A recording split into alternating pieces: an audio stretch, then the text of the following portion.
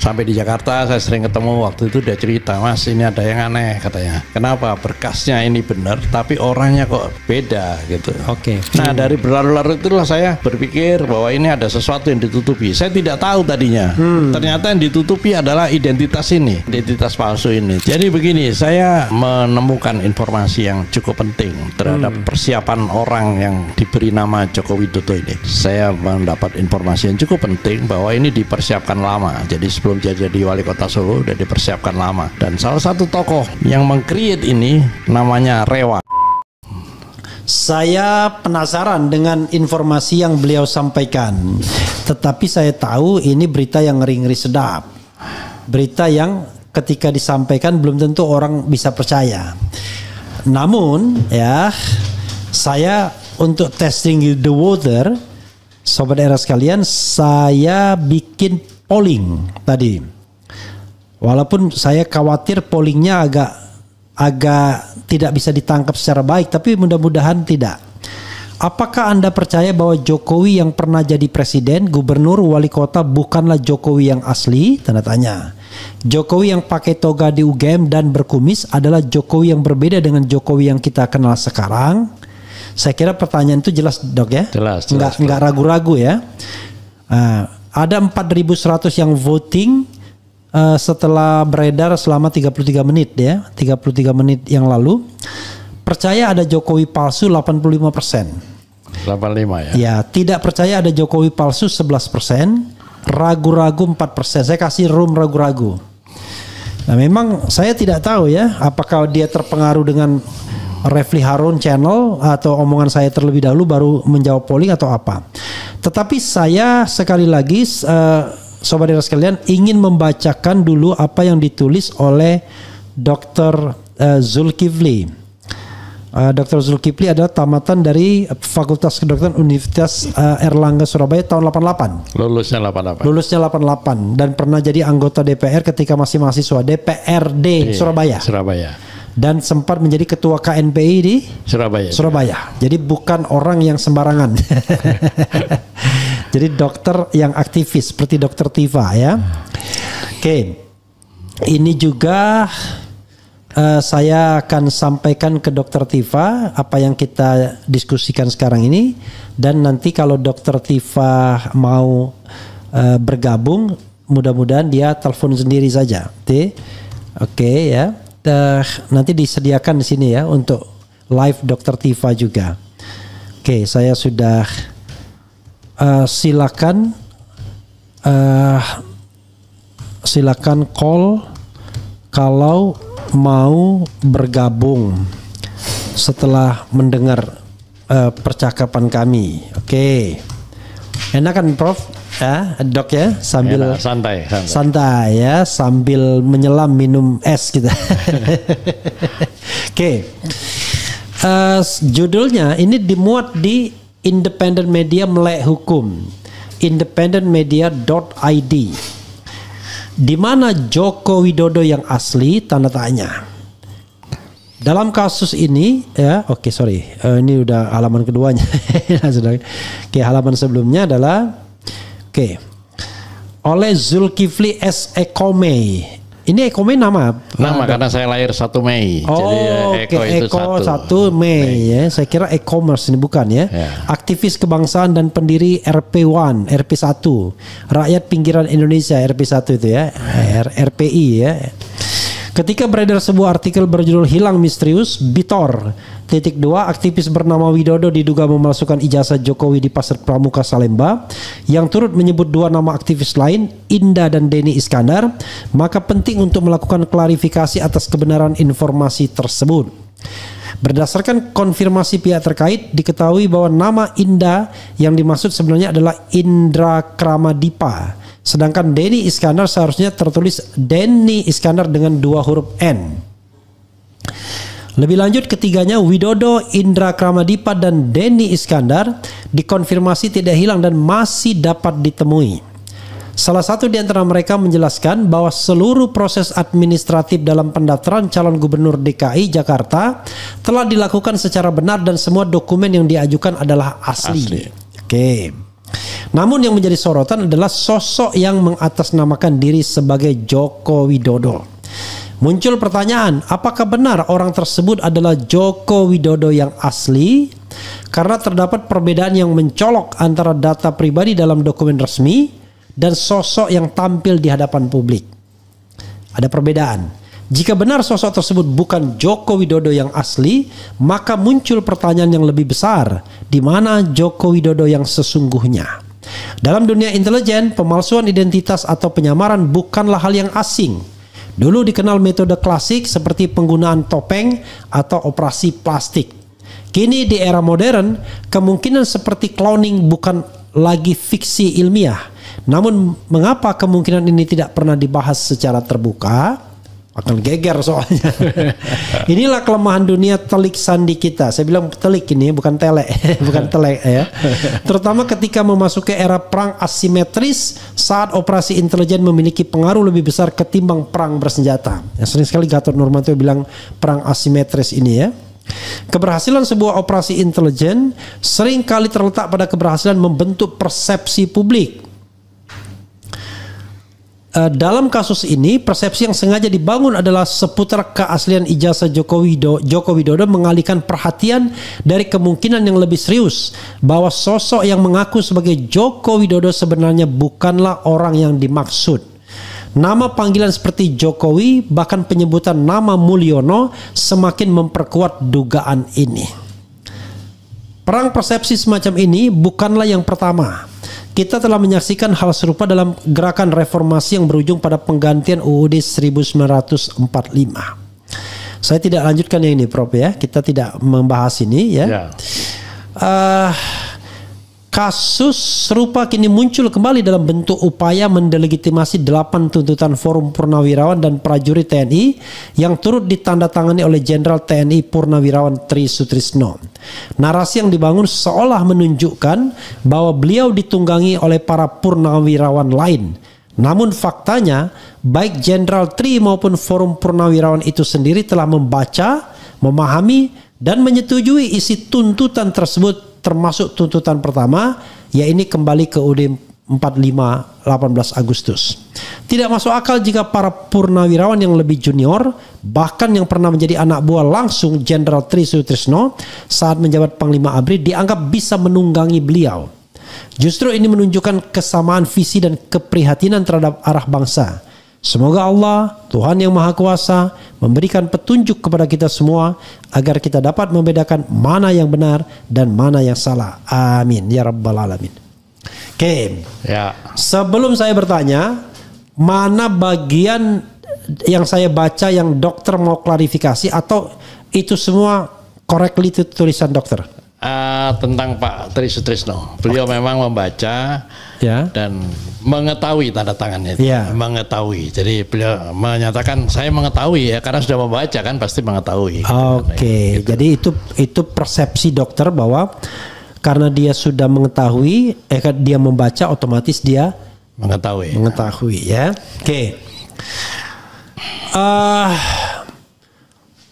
Pertama dok ya, tolong dokter ceritakan tentang pertemuan dengan Denny, bukan Dani ya, Denny Iskandar dan dokter.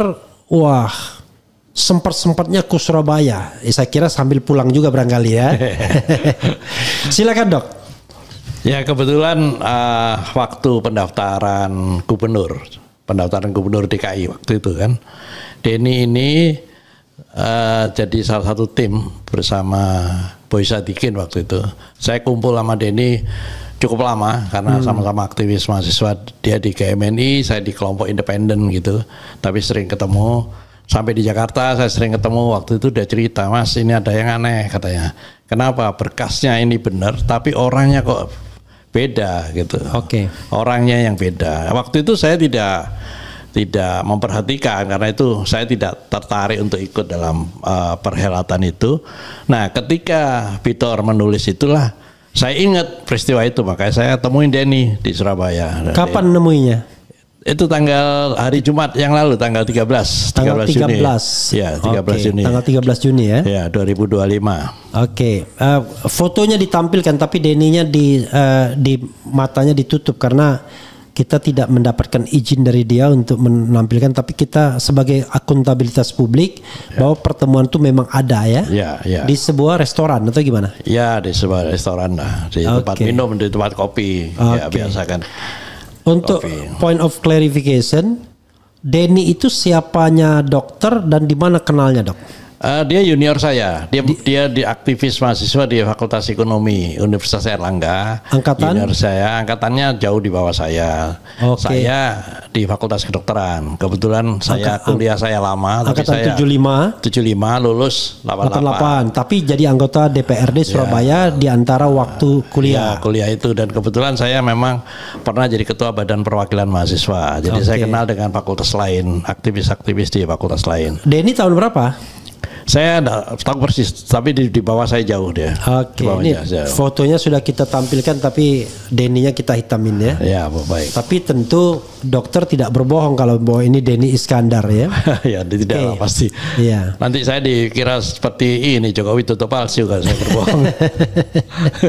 Oke, teruskan, Dok. Jadi dari situlah saya nanya, Den, seingat saya kamu dulu ngomong kalau antara, sekarang kan lagi ribut nih ijazah palsu. Iya. Saya ingat waktu itu kamu ngomong memang beda antara orang yang dianggap Joko Widodo dengan berkas yang dimasukkan ke KPUD. Ya, KPUD sudah klarifikasi, pasti diterima berarti sudah benar, gitu. Nah, apa gimana? Terus dia jelaskan lagi ulang. Iya, saya juga memang tidak percaya ini apa yang sama gitu. Apa mungkin berbeda gitu kan? Itu tadi ya sudah, itu terjadi karena dia hanya salah satu menurut dia, salah satu dari pengurus atau tim pemenangan dan banyak yang lain. Ya, dia pasti dikalahkan dengan yang lain lah. Dianggap, katakan dia protes pun ya tidak ada artinya kan. Waktu itu kan mungkin orang sudah jatuh cinta barangkali ya dengan sosok itu barangkali kan. Sampai sekelas apa aja kan, tokoh-tokoh sudah mengusung dia kan sebagai gubernur kan itu. Itu yang terjadi. Coba kita tampilkan yang tadi foto 3 tadi ya. Tapi dokter sendiri tidak melakukan semacam penelusuran lebih lanjut seperti Dokter Tifa soal foto-foto itu? Oh tidak, tapi saya kalau saya sudah boleh saya beropini ya. Ya. Waktu terjadi kegaduhan masalah. Ini saya perlihatkan dulu, Dok ya. Ini foto ya. Nah, ini ada foto 3 yang beredar di masyarakat. Kita tahu bahwa foto Jokowi yang paling kanan. Nah, ini adalah foto yang ditengarai sebagai foto Jokowi saat wisuda. Joko Widodo ya, Joko Widodo. Tulisnya Joko Widodo. Joko Widodo saat wisuda. Kemudian Joko Widodo katanya di ijazah yang mirip Dumatno. Kemudian Joko Widodo yang Presiden Republik Indonesia ke-7. Nah, ini kan kita bisa lihat. Secara awam aja kita bisa lihat. 3 foto ini tidak sama. Oke. Ya, tidak sama. Terutama yang pertama tadi ya, yang ganteng, yang hidungnya lancip itu kan beda ya. Oke. Apalagi fakta yang ingin dokter sampaikan sebelum dokter beropini? Ada lagi? Ya, saya kira yang paling menyolok dari yang saya lihat ini ya, itu adalah perilaku waktu dari Solo, Jakarta sampai jadi presiden. Itu kan banyak, saya sebagai dokter nangkep bahwa ini orang agak unik, punya kepribadian yang unik gitu ya, suka berbohong dan lain-lain. Itu sudah, saya tidak bisa keluar dari opini saya karena saya instingtif sebagai dokter. Saya melihat kok bisa ya orang seperti ini jadi presiden gitu. Oke. Ini udah sampai opini ya, silakan, Dok. Ya, saya kira banyak hal keanehan yang saya tangkap ya, khususnya masalah ijazah ini. Kenapa ijazah ini jadi begitu berlarut-larut, dan fakta yang dilempar ke publik itu tidak langsung gitu, ada saja gitu, sehingga ini berlarut-larut. Padahal kalau memang tidak ada sesuatu yang diselubungi atau disembunyikan, itu gampang sekali. Tunjukkan aja yang asli ini loh. Joko Widodo, ijazah saya, selesai kan soalan. Nah, dari berlarut-larut itulah saya berpikir bahwa ini ada sesuatu yang ditutupi. Saya tidak tahu tadinya. Ternyata yang ditutupi adalah identitas ini. Identitas palsu ini. Terus saya konsultasi dengan beberapa tokoh yang ada di dunia intelijen, Yang ditutupi diduga identitas menutup palsu. Ini yang diduga nutupi pemalsuan identitas ini. Dan kita sering lihat kan, kalau misalnya ada agen rahasia mau masuk ke negara lain, dibuatkanlah identitasnya. Ya kan, paspor dibuatkan gitu kan. Ini saya kira itu sama. Situasi itu sama terjadi. Gitu. Jadi administrasi yang dilihat dulu yang kira-kira cocok dipakai. Oke. Saya kira itu. Saya mengulangi lagi pertanyaan Edi Mulyadi. Joko Widodo yang wali kota Solo 2 kali, yang gubernur DKI, yang presiden Republik Indonesia 2 kali itu orangnya sama atau berbeda? Sama. berbeda, Berarti ini sudah saya punya kesimpulan patut diduga bahwa Solo itu dijadikan semacam test case dulu. Oke, testing the water.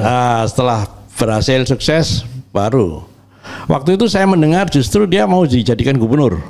Saya berpikir cuma Jawa Tengah, kelasnya memang itu kan. Ternyata DKI, bisa dibayangkan. Berarti ini skenario besar dan di belakang dia ada kekuatan besar. Gitu. Terus kemudian ternyata sampai ke presiden. Oke. Gitu. Kita kasih puzzle ya. Kita tahu bahwa 10 tahun pemerintahan Jokowi terlalu dekat dengan Cina. Apa-apa Cina. Semua sumber daya alam itu kerjasama sama Cina. Ya, orang melakukan justifikasi karena Cina memang ada duitnya, ya kan? Tapi yang menjadi masalah adalah kelihatan betul kalau Jokowi sangat hormat kepada Xi Jinping. Dia bilang big brother ketika Xi Jinping ke sini kan. Dia ajak Xi Jinping kalau tidak salah meninjau beberapa pabrik atau apa gitu ya. Dia panggil big brother dengan bangganya. Banyak orang kemudian mengaitkan yang ngeri-ngeri sedap ini kan. Itu dengan saya nggak tega ngomongnya. Silakan dokter ngomonglah. Jadi begini, saya menemukan informasi yang cukup penting terhadap persiapan orang yang diberi nama Joko Widodo ini. Saya mendapat informasi yang cukup penting bahwa ini dipersiapkan lama. Jadi sebelum jadi wali kota Solo sudah dipersiapkan lama. Dan salah satu tokoh yang meng-create ini namanya Rewang. Gitu. Makanya, dan Rewang ini sempat disebut oleh teman kita Rocky Gerung dalam satu podcastnya. Ada ya? Ada, ya, Rewang itu. Rewang ini anggota Komite Sentral Partai Komunis Indonesia. Coba kita dengarkan tapi yang dokter yang berikan kepada saya itu sudah potongan atau belum? Di menit ke 60 kalau tidak salah. Oke, nanti dicek ya menit ke 60 ya, yang saran Rocky buat Gibran itu. Ya, karena dia waktu itu si Rocky didatangi seseorang yang katanya disuruh oleh Rewang. Dan salah satu yang dipesankan Rewang mengatakan jangan percaya dengan Joko Widodo. Justru saya curiga kenapa itu masih di state gitu, dinyatakan gitu kan. Untuk memberikan kesan bahwa mereka tidak punya hubungan. Oke, justru kontra intelijen. Iya, gitu. Nggak ada perlunya kan Rocky Gerung mendengar pernyataan itu, nggak ada perlunya. Tapi dia tahu Rocky Gerung adalah public speaker kan. Apa yang ada di mulut Rocky Gerung bisa viral gitu. Iya, untuk menghapus jejak itu kan, bahwa ini ada hubungan. Tapi dokter tidak dipancing agar ke era channel, enggak kan? Tidak. Jangan-jangan kontraspionase ini. Ini agen KGB atau agen CIA atau bahkan agen Mossad. Saya kira itu patut diduga itu ada hubungan memang. Ini dipersiapkan lama. Terus berkasnya baru dicarikan. Ketemulah yang di fakultas itu, gitu kan, di fakultas. Jangan-jangan dokter kaitkan pula dengan perubahan pemilihan presiden dari pemilihan tidak langsung jadi pemilihan langsung. Sebetulnya ke arah sana sebetulnya. Karena tidak bisa dipungkiri bahwa pemilihan presiden langsung itu selain memang bertentangan dengan sila keempat, di mana ada musyawarah, perwakilan gitu kan. Tapi juga kita kan selama ini disebut curang gitu. Padahal sebenarnya bukan curang, memang didesain. Bapak siapa yang jadi presiden itu sudah disiapkan. Saya kira itu rangkaiannya di situ, Bang. Saya kira itu, Bung, rangkaiannya, ya kan? Ya, tetapi kalau kita lihat agenda pemilihan presiden langsung kan lebih banyak agenda barat. Iya itu. Saya melihat ada konspirasi global ini, gitu. Ya, misalnya nih penggantian Undang-Undang Dasar itu diinisiasi oleh NDI, pimpinannya Madeleine Albright, ya kan. Tapi di sisi lain, NDI itu National Democratic Institute. Itu organisasi yang berada di bawah Partai Demokrat. Ya kan. Dan banyak membantu proyek-proyek demokrasi di Indonesia pada masa peralihan, ya. Betul. Ya. Tapi ini kan namanya juga intelijen, pasti punya informasi itu, toh mana yang bisa ditunggangi. Nah ini baru penunggangan kan. Disiapkanlah pemilihan presiden langsung ini untuk memakai ini. Karena memang waktu itu setelah Presiden SBY yang dikatakan sebagai good boy dari Amerika gitu kan, good boy ya. Ya waktu itu kan ada istilah itu dan SBY sendiri mengakui kan bahwa Amerika adalah my second country gitu kan. Ada jejak digitalnya, nggak bisa dihapus itu. Nah saya kira intelijen yang dari negara satunya ini yang sudah meng-create orang ini, karena kekosongan tidak ada good boy berikutnya kan, disiapkan ini masuk jadi pas gitu anunya. Saya kira itu. Walaupun saya dengar dari seseorang ya, entah benar atau enggak, dia bercerita ada seseorang yang melihat presiden kita ini keluar dari ruangan di Pentagon atau apa di Amerika Serikat. Walaupun susahnya kan kalau misalnya informasi itu tidak langsung orangnya, karena saya juga nggak menyampaikan. Tetapi ada juga, lalu ada juga yang mengatakan 2012 ada yang mengenalkan dia dengan Xi Jinping, ya kan? Tapi kalau 2012 bisa jadi karena kelanjutan kan dari persiapan tersebut, ya, dan lain dan etc seperti itulah. Saya kira itu bisa dirangkai, melakukan operasi. Kadang-kadang untuk keberhasilan satu operasi perlu kerjasama dengan pihak lain. Saya kira itu yang saya menganggap itu patut diduga ada kerjasama. Tapi kan mereka kan secara diametral bertentangan. Belum tentu. Atau mereka punya agenda yang sama. Agenda sama. Untuk mengeksploitasi Indonesia. Dan nyatanya memang begitu. Ada semacam pembagian lahan, ya kan? Kamu di mana, kami di mana kan gitu. Tapi yang lebih banyak menang Cina ya? Iya, saya kira itu karena sudah ya oke lah, Amerika adalah dengan emas di mana di Papua, Freeport. Ya. Tapi kalau nikel tuh Cina semua. Iya, makanya itu baru sumber daya alam. Ya. Sektor ekonomi real yang retail udah masuk ke kampung-kampung sudah. Mana sih yang enggak Cina dan Amerika? Kira-kira begitu. Masalahnya. Nah, kegelisahan saya adalah kita sebagai bangsa mau ngapain gitu dengan situasi ini. Barangkali peristiwa ini bisa diambil hikmahnya. Jangan tidur terus kita gitu loh. Sudah sampai sebegini jauh untuk menjadikan seorang presiden aja ada campur tangan orang lain gitu kan. Itu yang menjadi concern saya gitu. Artinya kalau kita pakai logic thinkingnya, ini logic thinking ya, sekali lagi bukan fakta yang saya ungkapkan, bahwa untuk menyiapkan seseorang maka seseorang itu harus dicari ya talentnya. Iya betul. Tetapi begini Dok, kenapa harus memalsukan dalam tanda kutip misalnya ijazah atau memalsukan dokumen, memalsukan orang begitu? Toh kenapa tidak di talent scoutingnya memang betul-betul lulusan perguruan tinggi orangnya itu, sehingga tidak ada keraguan, tidak perlu ada double orang atau orang palsu dan lain sebagainya. Kan kita berbicara masalah kecepatan juga. Mana yang lebih cepat kan? Saya kira gitu. Mana yang lebih cepat? Ya, Ini kan pasti setiap dinamikanya kan begitu. Mana yang lebih cepat yang bisa dilakukan ya dilakukan. Yang penting tujuannya berhasil dan nyatanya memang berhasil. Barangnya ada dulu ya. Barangnya ada dulu. Yang ideal memang talent scoutingnya dari perguruan tinggi. Kalau mau yang dulu talent scout itu di MPR mestinya. Iya, Karena ada utusan daerah, mana tokoh-tokoh yang kira-kira memenuhi syarat. Sekarang aja saat ini kalau Bung Refli saya tanya, kira-kira siapa presiden yang kita siapkan nanti? Nggak akan bisa jawab. Bisa. Gitu ya. Bisa jawab. Untuk sementara ini menurut saya yang paling bermutu ya Anies Baswedan untuk sementara. Tetapi kan masalahnya adalah menjadi presiden itu tidak hanya soal kemampuan. Iya. Tapi soal PT, soal dukungan negara lain, soal macam-macam. Dan di Indonesia ini kelihatannya semakin presiden itu pinter dan agak kanan, semakin dia akan diblok oleh kekuatan-kekuatan luar. Ya, karena sudah dikendalikan. Iya. Nah, pasti dikendalikan. Makanya maunya jatuh diri sebagai orang Indonesia itu yang penting kan. Karena kalau kepentingan Amerika dan China ya dia butuh presiden yang tengah kiri bukan tengah kanan. Ya bahkan saya pernah menyatakan bahwa Joko Widodo palsu ini adalah boneka yang sempurna.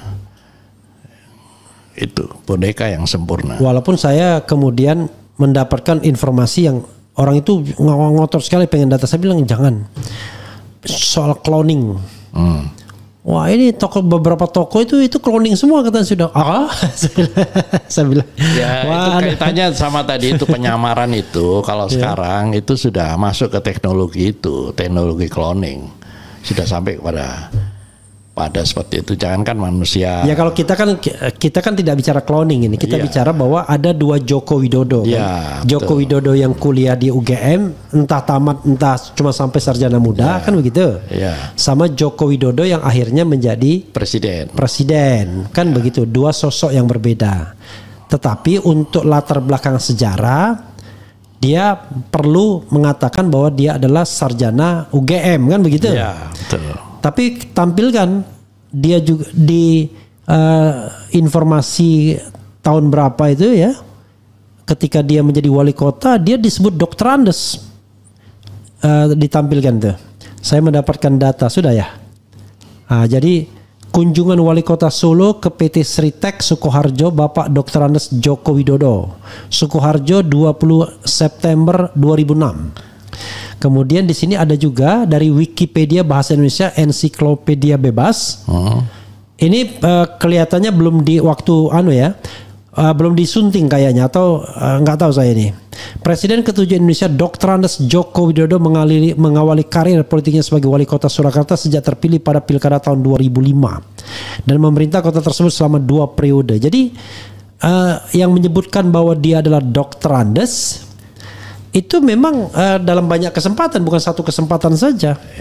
Itu artinya kan kelemahan kita sebetulnya. Lebih khusus lagi kelemahan dari dunia intelijen kita. Tidak peka pada hal-hal yang detail. Ya, oke. Karena ada keanehan. Kita aja sebagai orang awam menganggap 3 foto tadi berbeda. Oh berarti ada sesuatu kan gitu. Harusnya masuk lagi, diperdalam lagi. Kenapa berbeda? Kenapa dipakai? Harusnya begitu. Tapi ini kan dibuat gaduh, dilempar aja ke publik gitu. Ya pertanyaannya adalah memang kan itu melibatkan elit-elit politik kita sendiri kan. Ya. Dan contoh misalnya, kalau memang benar misalnya ini kita bicara skenario, ini sempurna sekali nih skenarionya. Dilibatkanlah rektor UGM, Pratikno. Kan dia masih jadi rektor tuh waktu ketika mendaftar sebagai presiden kan. Dilibatkanlah intelektual UGM. Dilibatkan pula orang-orang yang merupakan pensiunan jenderal-jenderal kan begitu. Ya, terus ada lagi yang juga dipersiapkan adalah dan yang partai pemenang pemilu. Iya. Jangan lupa. Selain itu juga untuk mengawal tokoh ini yang kita sebut geng Solo. Oke. Iya kan? Oke. Pertanyaannya adalah apakah geng Solo itu kebetulan saat itu menjabat di Solo atau juga dipersiapkan untuk duduk di Solo? Tapi kan kalau dipersiapkan saya nggak tahu juga, soalnya yang saya dengar ya orang-orang yang disebut itu udah ditendang juga. Jadi tidak lagi di circle-nya Jokowi sampai akhir gitu. Ada yang namanya Anggit Nugroho. Dulu dia paling terkenal di era pertama kali Jokowi. Oh pokoknya urusan-urusan ke Jokowi dialah. Karena dia menjabat sekretaris pribadi dari Solo. Ada yang namanya David, ya kan? Ada yang namanya tadi Widodo. Ya. Konon mereka ditendang, termasuk Denny Iskandar itu termasuk yang ditendang konon saya, tapi wallahu alam. Jangan lupa situ kan ada Panglima, ada Kapolri yang masuk dalam geng Solo itu. Tidak ditendang, itu yang saya maksud. Apakah mereka itu memang kebetulan saat itu pernah menjabat bareng-bareng di Solo, atau dipersiapkan untuk bareng-bareng dulu bersama? Tambah gawat kita nih, karena memang kebetulan sekarang ini ya geng Solo yang berkuasa. Itu persoalan berikutnya yang harus kita cermati gitu. Dan kalau kita lihat misalnya yang gagal itu adalah skenario untuk menjadikan lebih dari 2 periode. Iya, itu gagal. Karena sebenarnya dengan kekuasaan dan kekuatan apapun, finansial dan lain sebagainya, bisa dilakukan. Tapi faktor yang membuat tidak bisa itu faktor Megawati. Ya. Karena Megawati menolak untuk 3 periode, kan harus mengubah konstitusi kan, gitu. Luar biasa. Megawati adalah termasuk orang yang dikhianati kan, gitu kan. I see. Makanya saya punya pendapat bahwa orang ini yang terpilih ini, yang memerankan Joko Widodo ini memang punya bakat berkhianat memang. Bukan. Kalau dokter bilang bahwa dia sudah dipersiapkan, nggak ada kata berkhianat. Memang dari awal PDIP sebagai partai terbesar ketipu. Ya. Atau PDIP bagian dari itu, walau alam kita. Ya itu, kata-kata itu yang paling tepat, walau alam itu. Karena ini permainan besar, ini tidak bisa kita dengan pemikiran awam, dengan analisa awam, tidak bisa, harus diteliti detail sampai perjalanannya, siapa saja yang terlibat, kapan terjadinya, itu mestinya kalau yang peduli harusnya duduk bareng, kita bedah ini, jadi jangan sampai ada korban gitu. Saya menganggap itu. Jangan ada korban. Misalnya, ini tiba-tiba kok saya tiba-tiba jadi was-was juga. Ini tapi mohon maaf ya kepada pendukung Pak Prabowo. Apakah kemudian Prabowo juga kelanjutan dari itu semua kan? Kan this is the question jadinya. Iya, itu yang tidak terjawab sampai sekarang. Iya. Tidak terjawab. Karena dan jangan don't talk to me bahwa ini orang yang berbeda. Tapi dengan adanya wakil yang ditenggarai sebagai Fufu Fafa itu kan sebetulnya 3 periode 3 tanda petik. Iya. Ya, kecuali ini memang tidak ada lagi gitu kan, seperti tuntutan para purnawirawan itu. Itu lain persoalannya. Apakah mungkin dok ya para purnawirawan itu membaca konstelasi dunia intelijen yang mengarah ke sana, dan sebenarnya seperti kata dokter ini permainan besar. Iya. Dan permainan besar itu tidak mungkin tidak diketahui oleh Prabowo Subianto sebagai orang yang korpsnya pernah menjadi Korps Sandi Yuda. Iya. Korps Sandi Yuda. Iya. Gitu. Ya kita ini kan cuma punya kemampuan untuk berkomentar, menilai, tidak bisa ikut dalam rangkaian itu kan persoalannya. Iya, karena kita nggak punya agenda besar. Iya. Agenda kita cuma agenda kecil. Iya. Yaitu agar kita tidak dikriminalisasi. Yang penting kan kita harus menyampaikan kebenaran. Itu misi kita. Sampaikanlah kebenaran, itu aja. Walaupun itu berat ya atau pahit gitu ya. Iya, karena kebenaran itu pun juga sekarang tidak berdasar data dan fakta, tapi berdasar persepsi yang dibangun. Itu kan. Seperti kata Pak Jimli, itu politisi itu tidak penting benar, tapi tampak benar. Tidak penting jujur, tapi tampak jujur. Kan makin rusak kita kan. Iya. Dan kemarin saya Saiful Huda di sini, semua bisa dilakukan Jokowi kecuali pura-pura pinter katanya. Kalau pura-pura pinter, nah itu susah kata dia. Berarti dia pura-pura bodoh ini sekarang kan? Tidak, maksudnya pura-pura pinter itu karena untuk pura-pura pinter itu harus pinter memang. Jadi hal yang menarik lagi adalah soal penyakit ya. Tiba-tiba ngeri juga, tiba-tiba orang berspekulasi. Mungkin enggak Jokowi yang ini sudah selesai lakonnya? Anda selesai ya lakonnya? Sependapat saya gitu. Mengarah ke situ. Jadi di dunia paling tidak sebagai dokter ya. Iya. Itu kan gampang sekali dibuat seperti itu, gampang. Banyak cara untuk menyelesaikan seseorang. Ya kan? Yang dianggap tugasnya sudah selesai. Tapi ini sekali lagi walau alam ya. Iya. Karena kita nggak bisa juga bilang diduga, tapi wallahu alam ya. Artinya kita hanya mengemukakan spekulasi-spekulasi yang sebenarnya dunia intelijen kita harus lebih peka. Tapi pertanyaannya, apakah dunia intelijen kita sudah steril? Nah itu lagi pertanyaannya. Bahkan seorang tokoh intelijen ngomong begini, itu kita nggak punya intelijen katanya. Lah terus yang selama ini duduk apa? Itu pegawai kantor Intel katanya. Ini kan orang dalam yang ngomong kan. Pegawai kantor Intel plus tim sukses Pilpres dan Pilkada. Pilkada kan gitu. Berat sekali ya. Saya kira ini bangsa kita lagi mengalami cobaan yang cukup berat. Iya. Ya itu sudah saya duga ketika saya menulis artikel itu, saya harus siap dengan risiko ada yang suka dan ada yang tidak suka. Saya sudah mempersiapkan diri untuk itu. Jadi saya enggak kaget dengan komentar-komentar itu. Tapi sebelum saya mengakhiri ini, saya cuma ingin sebetulnya saudara-saudara saya sebangsa, ini ada persoalan besar. Kita harus segera bersatu, ya kan? Kita letakkan ego kita masing-masing. Kita sebagai bangsa bersatu, kemudian bangkit supaya tidak punah kita sebagai bangsa. Itu saya mensitir ucapannya Jenderal Wijoyo Suyono. Gitu. Wijoyo Suyono. Bangkit bergerak atau punah. Bangkit bergerak atau punah. Iya. Ya cuman masalahnya Dok, bagaimana kita bersatu mempersatukan antara minyak dan air? Kan sebelum kita mengatakan bangkit bergerak itu, kan kita harus pastikan bahwa orang ini memang NKRI. Orang ini bukan pengkhianat. Orang ini bukan agen, kan begitu. Ya itulah. Karena saya khawatir cara Prabowo berpikir kan semua mau dirangkul. Ya enggak bisa. Sehingga bandit ada di sana, koruptor begitu. Di sana, pengkhianat NKRI di sana. Sejarah Bung mengatakan bahwa yang kecil itulah yang bisa menang. Kecil apa daripada besar. Hanya merupakan buih-buih di laut. Lebih baik kecil kekuatannya tapi solid. Itu saya kira itu yang penting. Oke. Tadi saya mau ngomong apa ya, lupa saya. Tentang komentar tadi. Oke. Coba saya cek dulu survei yang saya adakan, jadi polling itu salah satu metode survei ya. Karena kan kita tidak bisa bikin survei seperti Kodari itu ya, yang dibiayai ratusan juta, mungkin bahkan miliaran. Kita hanya bisa bikin polling, dan itu di era channel kan, karena tempat kita sendiri.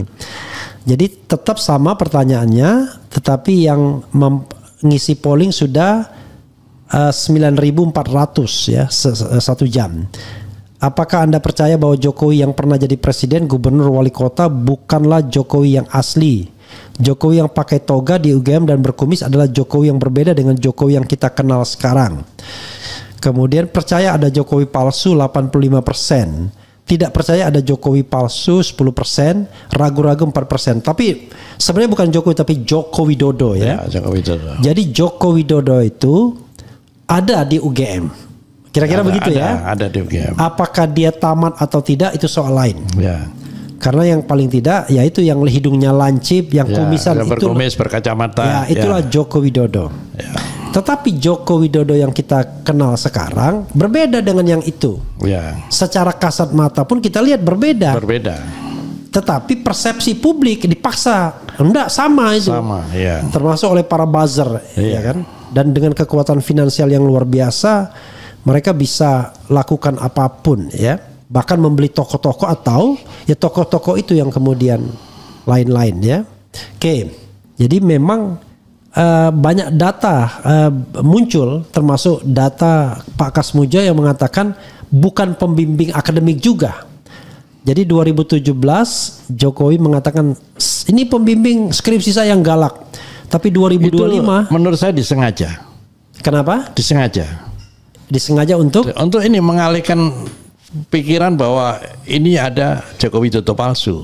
Jadi dibuat begitu terus. Itu dari mana? Sengaja dibuat itu. Termasuk tentang ijazah yang katanya palsu itu yang dilempar ke publik. Oke, jadi menurut dokter isu tentang ijazah palsu ini isu untuk mengalihkan bahwa ada Joko Widodo palsu. Ya. Ngeri kali. Oke, kita teruskan bacanya ya. Makin ngawur ini lama-lama RH Channel. Nah, dokter harus tanggung jawab ya. Ya. Obrol ini cerita lama. Dulu 2012, 2014 hal ini udah rame di Twitter. Sekarang baru pada sadar. Telat wakakakak. Jadi inilah manusia kita ya kan. Ini ada yang bilang telat wakakakak sambil ngetawain kita. Ada yang bilang ngawur ya kan. Yang paling kacaunya lagi, tadi saya baru klarifikasi, bilang Victor Suryadi itu udah mati. Yakin sekali seorang perempuan mengatakan, Victor itu udah mati katanya itu, dan lain sebagainya. Ternyata memang ada kader PDIP yang pernah jadi anggota DPR 1 tahun 3 bulan, namanya Bambang Suryadi. Itu memang Victor meninggal. Tapi Victor Suryadi ya teman kita. Jadi dia nggak kenal Victor Suryadi. Jadi Victor jangan merasa terkenal ya. Banyak orang yang nggak kenal. Padahal ini aktivis dedengkot sudah ya kan. Oke. Masya Allah. Semoga pejuang kebenaran selalu dalam lindungan Allah Subhanahu Wa Taala. Amin ya rabbal alamin. Netizen banyak yang cerdas bikin satir. Dialog IQ 120, IQ 80 belajar dengan terbuka. Nanti kena pasal cyber criminals, jangan dibilang kriminalisasi. Nah inilah kadang-kadang nggak ngerti nih Sahrul Haidi ini, karena saya orang hukum. Negara yang mengkriminalkan atau memvonis bersalah atau menghukum memenjarakan orang yang berpikir, itu pasti negaranya demokrasinya suntuluyur. Bagaimana mungkin kita ini sedang mendiskusikan sesuatu yang besar? Kalau Anda tidak percaya, ya Anda bikin tandingannya, bikin podcast yang lain gitu loh. Betul itu. Bukan Anda kemudian lapor ke Bareskrim Mabespori agar orang-orang yang berpikir itu dipenjarakan. Ini nggak jelas ini ya. Saya sedang mengedukasi orang ya, gitu. Kemudian nongol lagi orang-orang nggak jelas bawa berita hoax ya kan, nggak tahu siapa maksudnya ya. Anggap saja ke saya gitu. Oke, Refli Harun terlalu idealis, terlalu demokrasi kebablasan. Jadi ada orang mengatakan gini, demokrasi kita kebablasan. Saya mengatakan kita ini belum berdemokrasi yang benar. Demokrasi yang benar itu adalah demokrasi yang berketuhanan yang Maha Esa, kan begitu? Ya. Yang berkemanusiaan yang adil dan beradab, yang berpersatuan Indonesia. Tapi demokrasi yang tidak memenjarakan, ada orang berbeda pendapat dipenjarakan.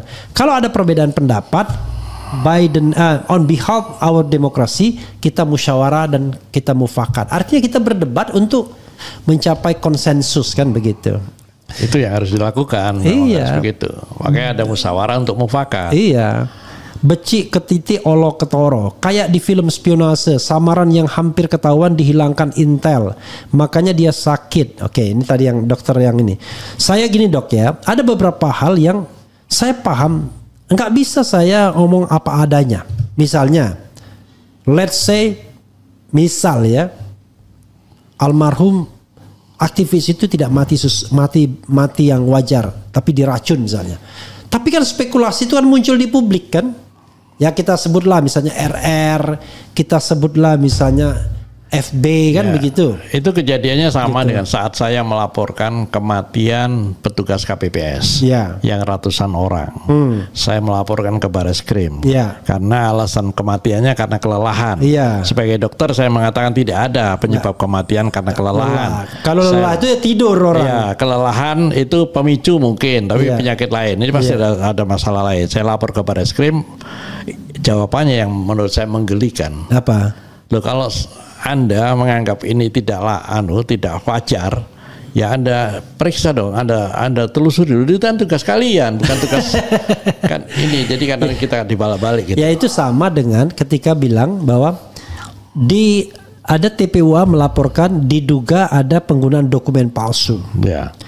Tiba-tiba orang mengatakan, siapa yang mendalilkan? Dia yang harus membuktikan. Bro, itu kalau kasus perdata iya. Saya bilang, Bapak utang sama saya. Bukan polisi yang membuktikan. Tapi kalau penggunaan dokumen palsu itu adalah delik umum. Iya, bukan delik aduan. Bukan delik sama aduan. Dengan kematian itu kan. Iya. Sama. Sebagai petugas, ya dia lakukan proses penyelidikan. Apalagi ini jumlahnya cukup besar. 800-an kan, pada waktu itu ya. Iya, 800-an orang. Oke. Ilmu Pak Zul patut dibawa ke tempat yang sesuai. Maksudnya apa, nggak ngerti kita ya. Sekarang geng Solo sudah nggak akan bisa kriminalisasi lagi. Selama pion-pion maju terus menyerang raja, jangan takut speak up too much. Ya sebenarnya memang pada masa pemerintahan Jokowi dia berhasil membungkam dan menebarkan ketakutan dengan memenjarakan Gus Nur, Bambang Tri, kemudian Habib Bahar, bahkan Habib Rizik, Sahgandar Nenggolan, Anton Permana, Jumhur Hidayat. Orang-orang itu dipenjara karena ngomong atau karena bicara saya sehat-sehat aja, menyebarkan berita bohong. Tidak adil nih antara TNI dan Polri, menyebarkan berita bohong. Wah, ini Omnibus Law ini zaman kolonial, menyebarkan berita bohong. Jadi dulu menyebarkan berita bohong itu kalau tidak sesuai dengan pendapat pemerintah. Nah sekarang saya berharap Prabowo Subianto tidak lagi bukan Prabowo Subianto. Prabowo Subianto memberikan clear message kepada penegak hukum untuk tidak mengkriminalisasi orang yang berpikir. Karena bangsa ini akan bodoh, mudah diinfiltrasi, mudah dijajah kalau orang berpikir itu dikriminalkan. Ya seperti yang kita lakukan kan itu tentang keraguan kita terhadap sosok ini. Ini kan sebetulnya masalah pemikiran. Kalau ini dikriminalisasi, ya kita tidak tahu. Akhirnya tertipu 10 tahun kan? 10 termasuk tahun ijazah misalnya kan? Ketika Bambang Tri dan Gus Nur dikriminalisasi, kita nggak pernah tahu.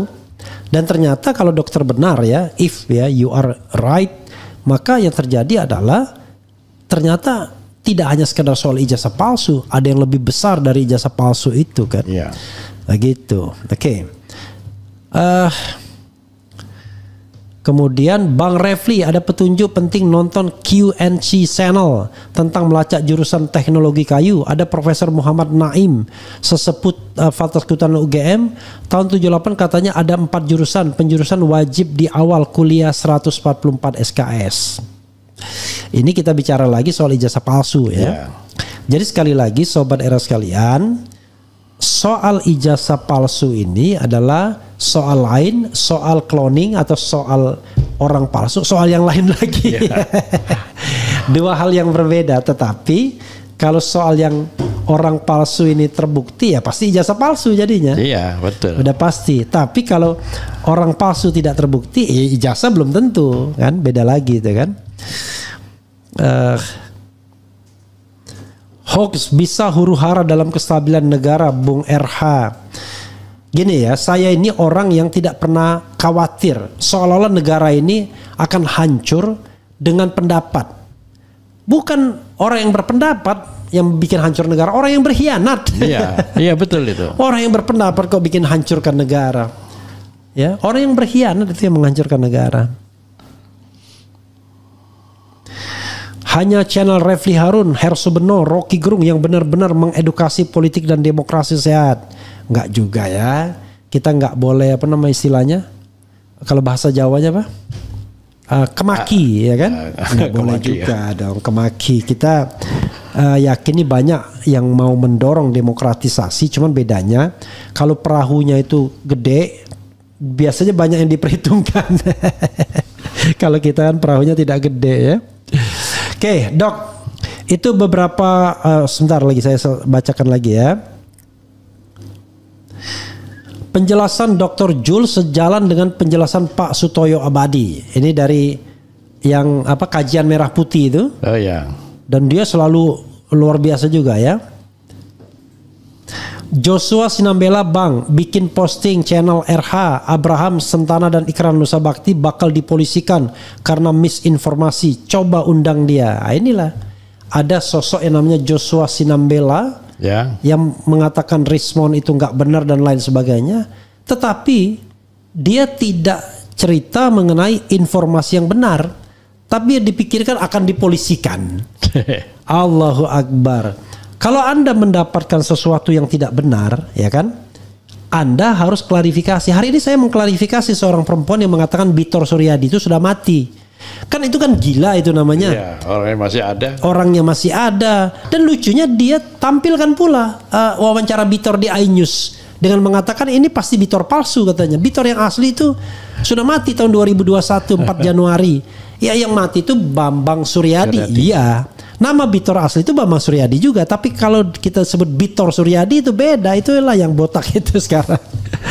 Nah, apakah kemudian saya berpikir untuk mengadukan perempuan itu? Enggak.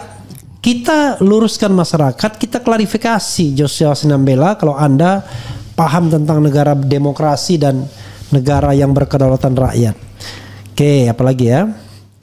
Buzzer Mulyono udah mulai krisis, takut jika Mulyono diadili maka krisis total.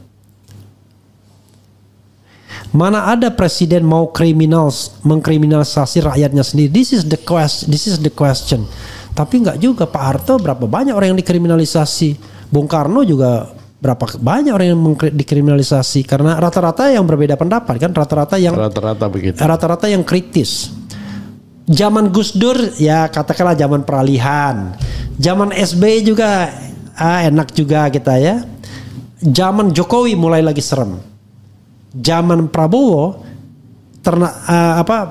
peninggalan Jokowi ini ngancam-ngancam lulu nih. Rata-rata yang ngancam ini peninggalan Jokowi semua. Ya. Karena dia merasa masih berkuasa gitu. Oke.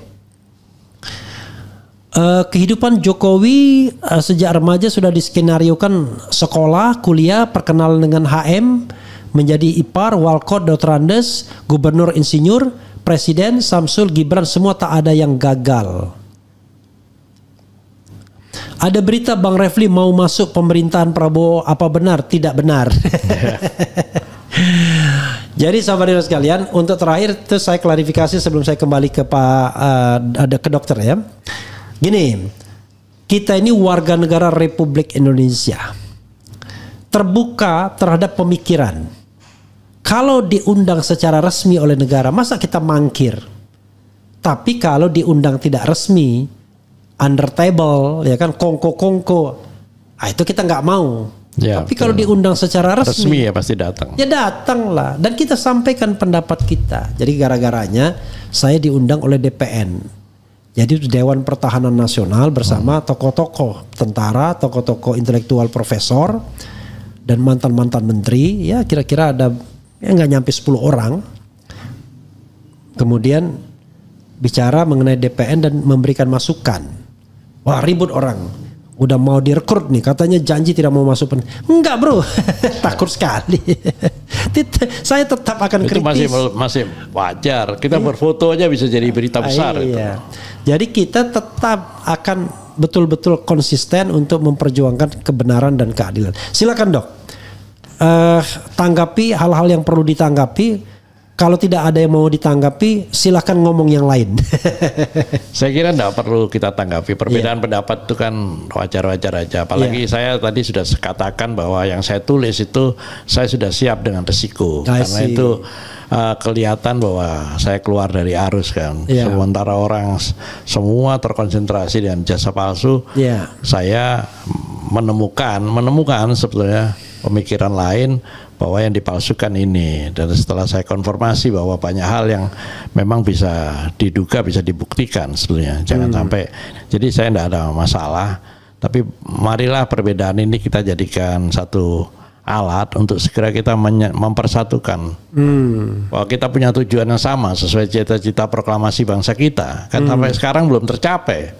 Yang namanya kemerdekaan itu hanya untuk kalangan elit aja gitu. Rakyat sih belum merdeka. Apa yang pernah dirasakan kemerdekaan itu kan itu. Saya kira itu. Oke, dok, silakan a closing statement dok. Kalau seandainya memang ada closing statement, silakan. Atau wrap up silakan. Saya jujur aja kehabisan kata-kata menghadapi apa yang terjadi pada bangsa kita semua ini. Tapi saya yakin satu saat Tuhan akan memberi jalan yang terbaik buat bangsa ini. Karena bangsa ini ciptaannya, bukan ciptaan manusia. Saya kira itu, Bung Rafli. Oke, apalagi kita mengakui bahwa ketuhanan yang Maha Esa di dalam dasar negara kita ya. Jadi paling tidak yang menstate bahwa kita berdasarkan ketuhanan yang Maha Esa itu adalah salah satunya negara kita. Iya. Ya, itu saja. Terima kasih Dr. Zul ya. Kalau tertarik terus lakukan investigasi seperti yang dilakukan oleh Dr. Tiva, sehingga nanti barangkali akan lebih banyak informasi yang mengagetkan yang barangkali akan menunjang apa yang dihipotesiskan oleh dokter. Karena apa yang disampaikan dokter itu baru sekadar hipotesis. Hipotesa, betul. Ya. Saya sepakat. Jadi bukan sebuah kebenaran, karena kalau kebenaran itu sesuatu yang harus teruji. Kebenaran itu kalau dokter bertemu sama Denny Iskandar itu kebenaran, itu sudah fakta, ya kan? Atau statement Denny Iskandar itu it could be possible fakta karena dokter sudah sampaikan. Saya kira tidak ada motifnya untuk berbohong. Nah, tetapi apakah the ultimate-nya itu adalah orang yang berbeda? Nah, itu sendiri yang menurut kita perlu kita penelitian atau klarifikasi lebih lanjut. Tapi masalah ini akan mudah sekali dipecahkan kalau carried over by the state, ya kan? Kalau di take over by the state, selesai. Ya. Oke, saudara sekalian, wassalamualaikum warahmatullahi wabarakatuh.